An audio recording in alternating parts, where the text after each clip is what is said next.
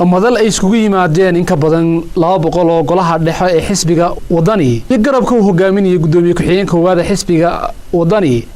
lagu magacaabo garabka toosinta iyo cadaaladda xisbigaasi waxa ka soo qayb galay xubno ka tirsan golaha baarlamaanka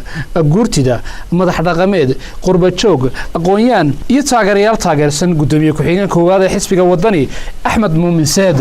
munaasabadaas oo ujeedadu ahayd sidii loo cilaamin lahaa garabka toosinta iyo cadaaladda xisbiga wadani waxa ugu horeyn munaasabadaasi ka hadlay gudoomiye ku-xigeenka labaad ee xisbiga wadani oo kamid ah garabka toosinta iyo cadaaladda xisbigaasi ayaa tilmaamay wixii ka dhacay golaha dhexe xisbiga wadani wuxuu tilmaamay inay ka dhacday cadaalad darradii ugu weyneed ee ka dhacda Soomaaliland taasoo uu tilmaamay inay udub dhaxaad u yihiin gudoomiyaha xisbigaasi xisbiga wadani ama ururka wadani markii aan maxay ahayd urur noqonay shirweynihii waxaa lagu doortay 250 xubnood oo golaha dhexe weligaan maxkamadaha weligaan dad ka baxay way jiraan dad intee way jiraan markii dambe la siiyay waxa la isla qaatay in 450 noqdo waxa maqlaysay annagu ma yeelin 600 iyo 700 iyo 800 oo soo duulina walaal xisbiga hal qaab waxa ka dhacay codey ka badin oo xaraam ka dhacay waxaan la soo jeedinayaa oo aan leeyahay gudoomiyaha xisbiga halka fariiqo faraya intii loo qabto shirkii golaha dhexe ee xisbiga wadani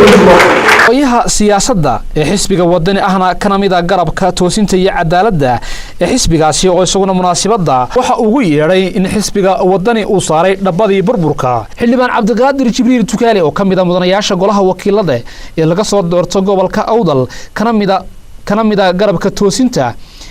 iyo cadaaladda xisbiga wadani ayaa sharaxay wixii ka qabsoomay shirkii golaha dhexe isla markaana tilmaamay inay bulshada reer Soomaaliland ay tusaale ugu filan yihiin wixii ka dhacay golaha dhexe una baaqay inay bulshadu ay meel uga soo wada jeestaan wax kasta oo cadaaladda ka hor imanaya waxa yahay madal tabisay riyadii yididiiladii iyo rajadii fiicnayd ee xisbiga wadani uu ku qabay inuu madaxweyne noqdo hogaamiye kasta waxa astaamaha lagu garto hogaamiyaha rasmiga وحوالي مركي حاجة مرتو حاجة تصور سمرتا سبب شرعة ويجب خلاص الفروع الجالية إن أفضل مستقبل يسمى العقل منه ما نقول كلامه الجالية tilmaamay in shirkii golaha dhexe uu gabi ahaan baaha mid cadaalad darro iyo musuqmaasuq hareeyay gabagabadii waxa si rasmi ah halkaas u soo xidhay gudoomiye ku-xigeenka koowaad ee xisbiga wadani ahna gudoomiyaha garabka toosinta iyo cadaaladda xisbiga wadani mudane Axmed Muumin Saad oo kamid ah aasaasiyaashii xisbigaasi wuxuu tilmaamay inay cadaalad darro xubin ka dhacday shirkii golaha dhexe isla markaana ugu baaqay taageerayaasha Axmed Muumin Saad inay ka warsugaan halka uu saldhigo kaliya gudoomiyaha waxa weydiiyay gudoomiye waxaan galaynaa doorashadii waxaan ka dadbanayaa mar kasta ee doorashadaasi si xor ah xalaal ah loogu dhacdo waayo waan karayay de gudoomiye kursigiisa markuu kootada ku xidhay in aanu aniguna kooto kay ku xidho laakiin waxaan anu door biday maadaama aanin dhalinyaro ahay in aanan hebeliga reer aanan odhan laakiin aan ku tartamo kursiga madaxweyne ku-xigeenkan u socdo ama aan hel amaan waaye in aanan anu gudoomiye ku-xigeen ahaan marnaba aqbali doonin shirka golaha dhexe ambassador lagu qabtay oo ahaa inqilaab kursiga lagu inqilaabay cadaalad darro lagu dhacday waxaana coddeeda ku sheegay inaan keeni doono